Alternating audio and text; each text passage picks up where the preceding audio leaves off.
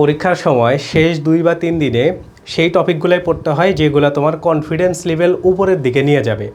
এবং এই শেষ টাইমের পড়াশোনাগুলো তোমাকে আসলে চান্স দিবে না, বাট তোমার এই আত্মবিশ্বাস যেটা ক্রিয়েট করবে এইটা তোমার পরীক্ষার হলে ঢোকার আগ পর্যন্ত একটা মেন্টালি তোমাকে অনেক উপরের দিকে রাখবে।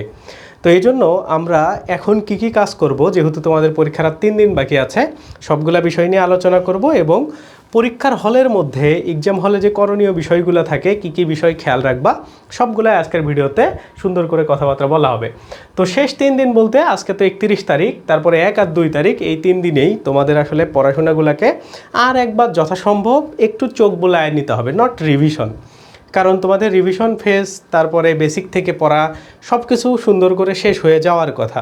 তো এই শেষ দিকে এসে আমি আমার যদি স্ট্র্যাটেজিটা বলি বা পরীক্ষার আগে আমি আসলে আমার গুচ্ছ পরীক্ষার আগে আমি কি করছিলাম, আমার ঠিক মনে আছে আমি 2 বা 3 দিন আগে আমার সবগুলো পড়া A to Z গোছানো ছিল। তার পরবর্তীতে আমি যেগুলো খুবই সহজ সাবজেক্ট এবং আমি জানি এগুলো আমি পারি, ওই জিনিসগুলোকেই বারবার দেখতাম। কারণ এই শেষ দিকে এসে কঠিন জিনিস নিয়ে যদি তুমি চিন্তা ভাবনা করা শুরু করো, তাহলে মেইন প্রবলেম হবে তুমি তো ওই জিনিসটাকে ভালো করে আত্মস্থ করতেই পারবা না, এবং ওই খারাপ জিনিসটা বা ওই যে জিনিসটা তুমি পারতেছো না ওইটা তোমার মাথার মধ্যে একটা খারাপ ইম্প্যাক্ট ফেলবে যে তোমার তো আসলে এই টপিকগুলো সুন্দর করে ক্লিয়ার না। তো এইটা আসলে কখনোই করা যাবে না। অর্থাৎ তুমি যে জিনিসটা আগে পড়ো নাই বা যে জিনিসটা তুমি কম জানো, ওই জিনিসটা সম্পর্কে একদমই এখন চোখ বুলানোরই দরকার নাই বা ওই জিনিসগুলোতে যাওয়ারই কোনো প্রয়োজন নাই। তাইলে শেষ 3 দিনে তোমরা কি সাবজেক্টগুলা বা কোন সাবজেক্টগুলোকে একটু করে টার্গেট করবা। তো 1 নম্বরে আমি যদি তোমাকে বলি বাংলা প্রথম পত্রটাকে তোমরা একটু করে দেখবা। কারণ কি দেখো, বাংলা প্রথম পত্র যেটা এইচএসসি এর তোমাদের মানে আছে বা এইচএসসি এর বোর্ড বইটা যেটা, সেটা কারণ কি দেখো এটা থেকে বেশ পরিমাণে গুচ্ছ প্রশ্ন হয় এবং প্রশ্নগুলো খুবই সহজ টাইপেরও হবে এবং তোমরা এটা যেহেতু বারবার পড়ছো, যার কারণে এইটা পড়তেও তোমাদের ভালো লাগবে, অর্থাৎ তোমাদের কনফিডেন্স লেভেলগুলো উপরের দিকে যাবে। এখন তোমার যদি মনে হয় এটা পর্যাপ্ত পরিমাণে পড়া হয়েছে বা এই সাবজেক্টটা তুমি অনেক বেশি পড়ছো, তাইলে তুমি ব্যাকরণের দিকে যাইতে পারো। ঠিক আছে, মানে বাংলা ব্যাকরণ যে বিষয়টা আছে, বাংলা ব্যাকরণের হচ্ছে মানে তুমি নতুন বইটাকে না পড়লেও চলবে, বিশেষ করে পুরনো যে ব্যাকরণটা আছে 18-19 সালের যে ব্যাকরণ বইটা, ওইটাকে তুমি ভালো করে দেখতে পারো।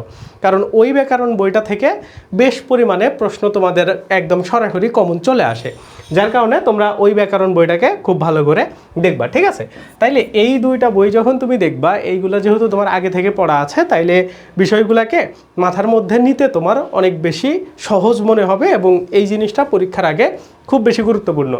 এর পাশাপাশি তোমরা যদি একটু কঠিন টপিক দেখতেই চাও বা যেগুলো থেকে অনেক বেশি প্রশ্ন আসে এমন টাইপের যদি টপিক তুমি দেখতে চাও, তাইলে তুমি 1 নম্বরে দেখতে পারো হচ্ছে তোমাদের জিকে অংশের মধ্যে সাম্প্রতিক জিকে, মানে রিসেন্ট টাইপের যে জিকেগুলো আছে বা সাম্প্রতিক যে জিকেগুলো আছে এগুলো একটু দেখতে পারো। কারণ সাম্প্রতিক বিষয়টা কেমন, এটাকে বারবার দেখতে হয় এবং এই জিনিসটা যেহেতু তোমাদের খুব কম পড়া হয়, এই জন্যই কিন্তু এটা থেকে প্রশ্ন মানে আসলে তোমরা অ্যান্সার করতে পারো না, যার কারণে তোমরা এই সাম্প্রতিক জিকেটাকে দেখতে পারো। সাম্প্রতিক বলতে এই মাসের সাম্প্রতিকটাকে দেখলা, তারপরে ধরো লাস্ট 2 মাসের সাম্প্রতিকটাকে দেখলা, অর্থাৎ এই 3 মাসের সাম্প্রতিকগুলো তোমরা যদি দেখতে পারো তাহলে বেশ ভালো একটা তোমার জন্য মানে লাভবানজনক, বা এই জায়গা থেকে সাম্প্রতিক থেকে যেহেতু 7-8টা প্রশ্ন আসবেই, কারণ প্রতি বছরই কিন্তু গুচ্ছের সাম্প্রতিক থেকে বেশি প্রশ্ন আসতেছিল, তো এই জন্য এটাকেও তোমরা একটু দেখতে পারো। তো মোটামুটি এই 3টা জিনিসকে তোমরা যদি দেখো, তাহলে এইগুলো তোমার কনফিডেন্স বিল্ড আপ করবে এবং সাম্প্রতিকগুলা যেগুলো অ্যাকচুয়ালি কঠিন জিনিস পারা যায় না, ওগুলা থেকেও তুমি সুন্দর করে একটা জিনিস কভার করতে পারবা। এর পাশাপাশি যদি তোমার টাইম থাকে, তাইলে ইংরেজি গ্রামার অংশের গ্রামার অংশের রুলগুলোকে একটু করে দেখতে পারো। ওকে, যে গ্রামার অংশের জাস্ট এই জায়গাগুলো থেকে প্রশ্ন আসে বা যে এইচএসসি এর টপিকগুলো আছে, ওই টপিকগুলোর রুলগুলা, সব টপিকের রুলও দেখার প্রয়োজন নাই। কিন্তু তোমরা ওই যে তোমাদের যে বইগুলো আছে, ধরো তোমরা মুখস্থ অংশের যে বইগুলো আছে, ধরো এটিএম বই বা টেক্কা বই, যে বই থাক না কেন বাংলার, ওগুলাতে রিভিশন দেওয়ার কোনো প্রয়োজন নাই। কারণ ওই জিনিসগুলা তুমি আগে পড়লে তোমার মাথায় অবশ্যই থাকবে এবং সেগুলো প্রশ্ন দেখলেই তুমি খেয়াল করতে পারবা। তো এই জন্য মুখস্থ অংশের দিকে রিভিশনে যাওয়ার প্রয়োজন নাই। আর জিকে অংশকে তোমরা চাইলে যদি মনে হয় জিকে কারো খুবই দুর্বল, তাহলে শুধু বাংলাদেশ অংশটাকে রিভিশন করবা, কারণ বাংলাদেশ অংশ থেকে বেশি প্রশ্ন আসবে। তুমি যদি মানে রিসেন্ট প্রশ্নগুলোকে বাদ দাও, দেখবা ইন্টারন্যাশনাল থেকে 2 বা 4টা প্রশ্ন বা সর্বোচ্চ 5টা প্রশ্ন আসবে, এর বেশি একদম সলিড লেভেলের ইন্টারন্যাশনাল প্রশ্ন কম আসবে। ওকে, কারণ ইন্টারন্যাশনাল প্রশ্নগুলো বেশি আসে ওই রিসেন্ট টপিকের উপর ভিত্তি করে। এই জন্য তোমরা মানে যদি রিভিশন দাও জিকে অংশে তাইলে শুধু বাংলাদেশ অংশটাকে রিভিশন দিবা, তাইলেই মোটামুটি তোমার এই বিষয়গুলোকে মানে একটা ভালো করে আয়ত্তে নিয়ে আসা যাবে। তো এটা গেল হচ্ছে তোমরা শেষ 3 দিনে এই কয়েকটা সাবজেক্টকে তোমরা অল্প অল্প করে, 3 দিন বলতে আজকে তো মোটামুটি দিন চলেই গেছে, এখন 2 দিন, বাকি 2 দিনে এই জিনিসগুলোকে তোমরা মাথায় রেখে পড়তে পারো যতটুকু পারো, এবং চেষ্টা করবা এই যেগুলো নতুন টাইপের জিনিস বা কঠিন জিনিস ওগুলোকে অ্যাভয়েড করে যা সহজ জিনিসগুলোকে এই শেষ সময় এসে মাথায় নিয়ে নেওয়ার। আর এখন আসলে অনেক বেশি চাপ নেওয়ার কোনো প্রয়োজন নাই, কারণ এই শেষ সময়ে এসে তোমার যতটুকু পড়া আগেই তুমি পড়ে ফেলছো। সো এখন অনেক বেশি যারা খুব ভালো প্রিপারেশন নিচ্ছ তারা এখন একটু রিল্যাক্স থাকার ট্রাই করবা, কারণ এই জিনিসটা তোমার মেন্টালি অনেক বেশি তোমাকে আগায় রাখবে পরীক্ষার হলে গিয়ে। ওকে, তাইলে এখন আসো পরীক্ষার হলে কী করণীয়, বা হলো এক্সাম হলে স্ট্র্যাটেজি, বা এক্সাম হলে তোমার কী করণীয় হবে। প্রথম দিন থেকে আমি যদি শুরু করি, যখন থেকে তুমি একদম জার্নি শুরু করবা বা বাসা থেকে যখন থেকে তুমি বের হবা, ওকে, এই জায়গা থেকে এক্সাম সেন্টারে যাওয়া পর্যন্ত কোনো বই টই সাথে নিবা না, মানে কোনো বই হাতে নেওয়ার দরকার নাই। নর্মালি দেখবো অনেকে বই নিয়ে যায়, খাতা নিয়ে যায়, পড়তে যায়, এই কাজটা করার কোনো প্রয়োজন নাই, কারণ এই জিনিসটা তোমাকে আরও বেশি নিজের কাছে প্রেশারে রাখবে। হ্যাঁ, তোমার মাথাকে ঠান্ডা রাখার প্রয়োজন তোমার কাছে। যখন তুমি পরীক্ষার হলের জন্য বের হবা এই প্রথম দিন থেকে এই পর্যন্ত, তখন দেখবে এই সময় তোমার মাথায় কিচ্ছু নাই, মানে মাথা ব্ল্যাঙ্ক হয়ে আছে, মানে পুরো মাথায় একদমই কিচ্ছু খেয়াল করতে পারতেছো না। তোমার মনে হচ্ছে যে তোমাকে যদি মানে বলা হয় যে অপরিচিতার গল্প থেকে যদি নর্মাল কিছু প্রশ্ন দেওয়া হয় তাও তুমি পারবা না, কারণ তোমার মাথা ওই সময় ব্ল্যাঙ্ক থাকে। কেন থাকে জানো? সায়েন্টিফিক্যালি ওই জায়গাটাতে তোমার মাথা মানে এত টাইম ধরে তুমি যখন পড়ছো ওই জিনিসগুলোকে সে গুছায় রাখার একটা মানে ওই জায়গাতে একটা মানে সে কী করে ফ্রেম তৈরি করে রাখে যে আমি সবগুলোকে গুছায় রাখছি, এবং ওই জিনিসগুলোকে একটা জায়গায় সুপ্ত অবস্থায় রেখে দিছে। যখনই তুমি প্রশ্ন দেখবা তখন তোমার মাথা কাজ করা শুরু হবে। হ্যাঁ, এবং তুমি যখন অনেক বেশি প্রেশারে থাকার পরে যখন আর কোনো প্রেশারই নাও না, তখন মাথা মনে হয় স্ট্যাক হয়ে আছে, যে মাথা কোনো কাজ করতেছে না। সো এইটা সবার ক্ষেত্রেই ঘটে, এটা মানে এটা নিয়ে ভয় পাওয়ার কিছু নাই। যে তুমি ধরো ইজি বাইক, অটোতে, সিএনজিতে বসে আছো, তখন মনে হচ্ছে যে আমি আসলে আমার তো মাথায় কিচ্ছু নাই, পরীক্ষা হলে পারবো কি না। এটা নর্মাল বিষয়, এটা আমারও হয়েছে, তোমারও হইতেছে, যত অ্যাডমিশন ক্যান্ডিডেট আছে সবারই এই বিষয়টা হইতেছে। তারপরে যখন এক্সাম হলে যাবা, এক্সাম হলে গিয়ে চেষ্টা করবা যে প্রথমেই যত দ্রুত সম্ভব, মানে তুমি যদি এখানে 30 মিনিট আগেও যাও কোনো সমস্যা নেই, কিন্তু 30 মিনিট পরে গেলে কিন্তু সমস্যা আছে। তার মানে এমনভাবে যাবা তোমার যে টাইম দেওয়া আছে পৌঁছানোর, ধরো তোমার গেট খুলে দিবে 9টায় বা তোমার গেট খুলে দিবে 9:30টায়, তুমি তার থেকে আধা ঘন্টা আগে যাতে করে ওখানে পৌঁছায় যাইতে পারো, গিয়ে ওখানে পানি টানি খাইলা, রিল্যাক্সভাবে বসলা। এই কাজগুলা তোমরা এক্সাম হলের মধ্যে গিয়েও করবা, এবং যখন গেট খুলে দিবে ভার্সিটির গেট বা যেখানেই তোমার সেন্টার, সেই এক্সাম সেন্টারে গেট খুলে দিবে, ঢুকবা, ঢোকার পরে রিল্যাক্স হয়ে তোমার যেখানে আসন সেটা খুঁজে বের করে রুমটার মধ্যে চলে যাওয়া। ওকে, যাওয়ার পরে এখন যখন প্রশ্ন পাবা, প্রশ্ন পাওয়ার পরে তোমার টেকনিকটা থাকবে যে তুমি আসলে কোন স্ট্র্যাটেজিতে পরীক্ষা দিতা, যেমন যে কোনো মডেল টেস্ট বা যে কোনো প্রশ্ন ব্যাংক সলভের ক্ষেত্রে কোন জিনিসগুলা তুমি আগে মেশাইতা বা কোন জিনিসগুলা তুমি ভালো পারো। প্রশ্ন কঠিন কিংবা সহজ হয়েছে এটা বোঝার কোনো প্রয়োজন নাই।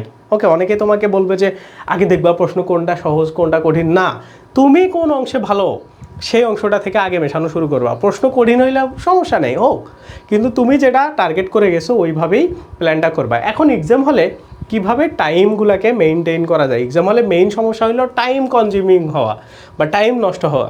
সেই জন্য এমনভাবে মেশাবা যে তুমি একটা এমসিকিউ পড়তেছো, মানে ওই এমসিকিউটাকে মেশানোর সর্বোচ্চ চেষ্টা করবা। তো তোমাকে অনেকেই বলবে যে প্রথমেই তুমি 100% যেগুলো পারবা এগুলো মেশাবা, না, এগুলো করবা না। 100% যেটা পারবা এবং যেটা মনে হইতেছে এটা হইতে পারে, ধরো তুমি 80% থেকে 90%ও শিওর যে এটা হইতে পারে, তুমি চেষ্টা করবা তখনই ওইটা মেশানোর জন্য। কারণ কি, তুমি যখন ওই প্রশ্নটাতে ব্যাক আসবা তখন ওই প্রশ্নটাকে আরও একবার পড়তে হবে, আরও 4টা অপশন আবার পড়তে হবে, আবার নতুন করে ভাবতে হবে, ওই জায়গাতে তোমার টাইমটা চলে যাবে। তো যেহেতু তুমি একবার ভেবে ফেলছো, তার মানে তুমি মানে ব্যাপারটা কেমন হয়, ধরো তুমি একটা প্রশ্ন এরকম করে ভাবছো যে আমি এই প্রশ্নের অ্যান্সার খ দাগাবো, তুমি মোস্ট প্রবাবলি পরের বার এসেও খ দাগানোর চান্সই বেশি। তার মানে পরের বার শুধু লস হচ্ছে কোথায়, প্রশ্নটা পড়া, আবার ক খ গ ঘ 4টা অপশন পড়া, টাইমটা শুধু লস হচ্ছে। তার মানে প্রথমে যেটা মন চাবে সেটাই সুন্দর করে দাগাবা। সর্বোচ্চ আমার মতে তুমি প্রশ্ন একবার পড়ে যাওয়ার পরে, 1 থেকে 100 পড়ে যাওয়ার পরে সর্বোচ্চ পরে এসে 5 থেকে 8টা প্রশ্নের বেশি দাগাবা না। 5 থেকে 8টা প্রশ্ন হাইয়েস্ট পরবর্তীতে এসে দাগাবা। তার মানে এমনভাবে পড়বা তোমার ইন্টেনশন থাকবে তুমি প্রশ্ন পড়তেছো মানে দাগাবা, বাদ দিলে মানে একদমই পার্মানেন্টলি বাদ দিবা। ওকে, এবং তোমার যদি খুব বেশি অসুবিধা হয় এই প্রশ্নটাকে আমার আরেকবার ভাবা উচিত, চিন্তা ভাবনা করা উচিত, এখন সময় নষ্ট করা উচিত না, তাহলে প্রশ্নটাকে এরকম একটা গোল চিহ্ন দিয়ে রাখবা, ঠিক আছে? আর অপশনের মধ্যে কখনো দাগাবা না। ওকে, তো এইভাবে তোমরা প্ল্যানগুলো করবা, তাইলে তোমার টাইম অনেক বাঁচবে। কেন টাইমের কথা বলতেছি? কারণ পরীক্ষার হলে 60 মিনিটে 100টা এমসিকিউ মিশাইতে হয়। তোমার সবচাইতে টাইম কনজিউমিং করবে হচ্ছে ইংলিশ অংশটা।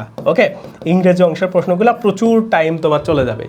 তোমরা যখন বাংলা মেশাবা এবং জিকে মেশাবা তখন তোমার অত বেশি টাইম লাগবে না। বাংলায় নর্মালি তোমরা 10 মিনিটে 35টা প্রশ্ন মিশাইতে পারবা, জিকের ধরো 15 মিনিটে হাইস্ট তোমরা এখানে 30টা প্রশ্ন মিশাইতে পারবা। ওকে, ধরো দুইটা মেলায় তোমার 25 থেকে 28 বা 30 মিনিট লাগতে পারে, ধরো 30 মিনিট লাগলো, এবং বাকি এইখানে ইংরেজি 35টা প্রশ্নের জন্য 30 মিনিট তোমার হাতে রাখতেই হবে। কেন রাখতে হবে? কারণ এটার মধ্যে একটা কম্প্রিহেনশন আসবে, ওইটা মিশাইতেই তোমার 7-8 মিনিট চলে যাবে। ওইখানে 4টা প্রশ্ন তোমার 8 মিনিট টাইম চলে যাবে, মানে প্যাসেজটা পড়তে হবে, সেটা থেকে প্রশ্ন মিশাইতে হবে। তো তুমি এটা থেকে এই 30 মিনিট থেকে 8 মিনিট বাদ দাও, তার মানে 22 মিনিটে তোমার ওইখানে প্রায় টোটাল এরকম 30 বা 29টা প্রশ্ন, হ্যাঁ 22 মিনিটে ইংরেজির মেশাইতে হবে। তার মানে ইংরেজি প্রশ্নগুলোতে তুমি 50 সেকেন্ড করে পাবা, ঠিক আছে? 50 সেকেন্ড করে টাইম পাবা। তার মানে এই বিষয়গুলোকে কিন্তু তোমার অবশ্যই ভাবতে হবে, এবং সর্বোচ্চ চেষ্টা করবা যত কম সময় বাংলা এবং জিকে অংশের মধ্যে নেওয়া যায় ততই তোমার জন্য ভালো। ওকে, তাইলে তোমরা এইভাবেই স্ট্র্যাটেজিটা করতে পারো যে প্রথমে বাংলা মেশাইলা, তারপরে জিকে অংশ মেশাইলা। ওকে, এবং কেউ যদি বাংলার পরে ইংরেজি মেশাইতে চাও তাহলে ইংরেজির এই যে কম্প্রিহেনশন বা প্যাসেজ যেটা আছে এটা সবার শেষে মেশাবা। দেখবা ওই কম্প্রিহেনশন থেকে যে 5টা প্রশ্ন আসে ওইগুলা বাদ পড়বাই না, একদম লাস্টে গিয়ে ওগুলা মেশাবা। ওগুলো বাদ দিয়ে ইংরেজির আগে 30টা প্রশ্ন মেশাবা, জিকে বাংলা এই সব কিছু কাভার টাভার হবে। মানে প্রথমে বাংলা মেশাবা, ইংরেজির ওই কম্প্রিহেনশনটা বাদ দিবা, দিয়ে ইংরেজি মেশায় জিকেতে যাবা, জিকে শেষ করার পরে ওই কম্প্রিহেনশনটাতে চলে আসবা। ওকে, কারণ কম্প্রিহেনশন মাথা ঘোল করায় দেওয়া জিনিস, এটা নিয়ে ভাবতে হয়, এবং ওইটা ভাবতে গিয়ে দেখা গেল তুমি সহজ প্রশ্ন মেশাইতে পারলা না। ঠিক আছে, তো এই টেকনিকগুলো বা এই জিনিসগুলো তোমরা যদি মাথায় রাখো আমার মনে হয় তুমি একটা ভালো আউটপুট আনতে পারবা ওকে পরীক্ষার হলে। সো এইটাই শর্টকাটভাবে আমি তোমাদেরকে সব কিছু বোঝানোর ট্রাই করলাম, মেইন কথাগুলো তোমাদেরকে বলে দিছি। আশা করি এই বিষয়গুলো অনেক বেশি হেল্প হবে। যদি হয় ভিডিওটাতে একটা লাইক দিবা, আর চ্যানেলে নতুন হলে সাবস্ক্রাইব করবা। আর আমাদের এই যে সেকেন্ড টাইম যে কোর্স 1 বছরের জন্য, এইটা আজকে থেকে আমাদের মানে ডিসকাউন্টে ভর্তি একদম অফ হওয়ার কথা ছিল। এটা আমরা 3100 টাকায় তোমাদেরকে ভর্তি নিচ্ছি। এইখানে 148টা লাইভ এমসিকিউ এর ক্লাস এবং 20টা রিটার্নের ক্লাস থাকবে। আর এইখানে হচ্ছে তোমাদের 300 সেট এক্সাম থাকবে, এবং আমাদের নির্ভর.net যে এক্সাম সার্ভার আছে ওইটার পুরো অ্যাক্সেস তোমরা পাবা। তো ভর্তির জন্য তোমরা এই নাম্বারে আমাকে হোয়াটসঅ্যাপে নক দিতে পারো, অথবা এই ভিডিওর ডেসক্রিপশন পেজ যেখানেই নক দাও না কেন তোমরা ভর্তি হইতে পারবা। এইখানে নানান টাইপের এক্সাম সুবিধা আছে, সব কিছু তোমরা দেখো। এক্সাম সুবিধা, লাইভ ক্লাসের ক্লাসগুলো আমরা হচ্ছে জুমের মাধ্যমে নেই, সরাসরি আমাদের সাথে কথা বলতে পারবা। এই সব ধরনের ফ্যাসিলিটিস আছে। আর অবশ্যই আমাদের ক্লাস যদি তুমি চেক করতে চাও কেমন ক্লাস নেই, তোমরা আমাদের ইউটিউবের ফ্রি ক্লাস দেখতে পারো, অথবা এই ভিডিওর ডেসক্রিপশনে দেখবা একটা আমরা সিক্রেট গ্রুপ দিছি লিঙ্ক, ওই গ্রুপে জয়েন করলেও তুমি সব কিছুর অ্যাক্সেস পাবা। তো যাই হোক না কেন, তোমরা গুচ্ছ পরীক্ষা দেওয়ার পরেও এই কোর্সটাতে ভর্তি হইতে পারবা, এবং আমরা অফারটা চালুই রাখবো। আমাদের 10 এপ্রিল থেকে যেহেতু এটা কোর্সটা শুরু হবে, তার মানে তোমাদের পরীক্ষার পরেও তুমি চাইলে ভর্তি হইতে পারবা। তো এইটাই, আল্লাহ হাফেজ, দেখা হবে নেক্সট ভিডিওতে, বেস্ট অফ লাক।